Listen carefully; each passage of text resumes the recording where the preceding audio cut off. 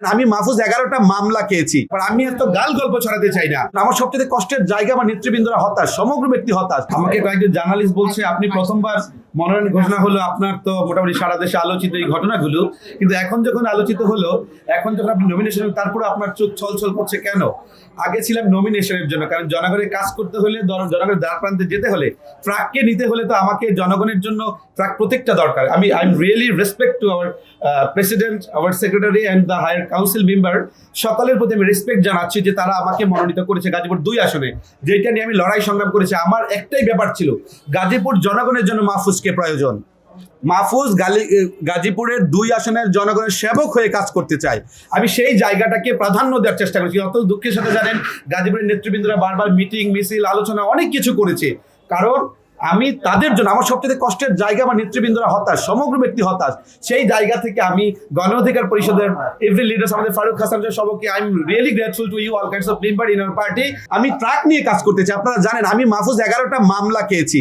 এই গণ অধিকার পরিষদকে এস্টাবলিশ করতেই তো ছাত্র অধিকার পরিষদের সর্বপ্রথম 28 সালে কোটা রিফরমেশন মুভমেন্টে I was arrested that time. তো সেই সময় আমি গ্রেফতার হয়েছি, রিমান্ডে ছিলাম রাশেদ খানের সাথে।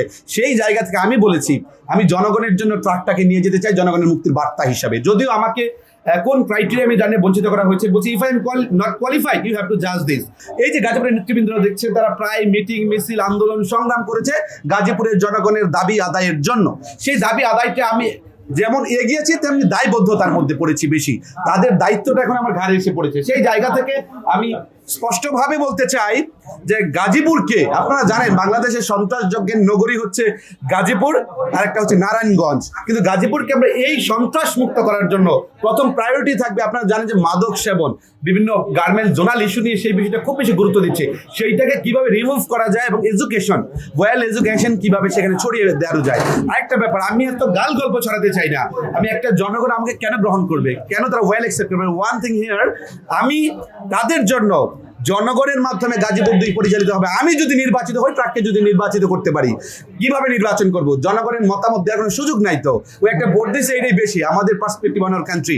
কিন্তু আমার কথা হচ্ছে গাজীপুরের প্রত্যেকটি পাড়া, মহল্লা, মৌজায় অভিযোগ বক্স থাকবে, এবং অভিযোগ বক্সের মাধ্যমে সরাসরি তাদের মতামতের ভিত্তিতে প্রতি মাসের 1 তারিখে সেটা ডিসক্লোজ করা হবে, ওপেন করা হবে। এবং তাদের মতামত, কেউ যদি হয়রানি হয়, কেউ যদি নির্যাতিত হয়, কেউ যদি নিপীড়িত হয়, এবং যদি ওয়েল ডেভেলপমেন্ট করার জন্য কোনো কাজ থাকে, সেটা আমরা উন্মোচন করে আমরা সর্বোচ্চ সমাধানের চেষ্টা করি। তার মানে কি, এই জনগণের মাধ্যমেই তো আমি সেখানে মেম্বার পার্লামেন্ট হব, এবং আমার মাধ্যমেই জনগণ সেবা পাবে। সেই জায়গাটা আমি নিশ্চিত করতে চাই। এখন পার্টিতে যে সিদ্ধান্ত দিয়েছে এইটাই চূড়ান্ত বলে আমরা ধরে নিচ্ছি। আমাদের নেতৃবৃন্দরা কাজ করছে সব জায়গায়। আপনারা জানেন অনেক রাজনৈতিক দল প্রার্থী ঘোষণা করে প্রাথমিকভাবেই বলে করে, কিন্তু আলটিমেটলি সেগুলোই ফাইনাল লিস্ট হিসাবে বিবেচিত হয়।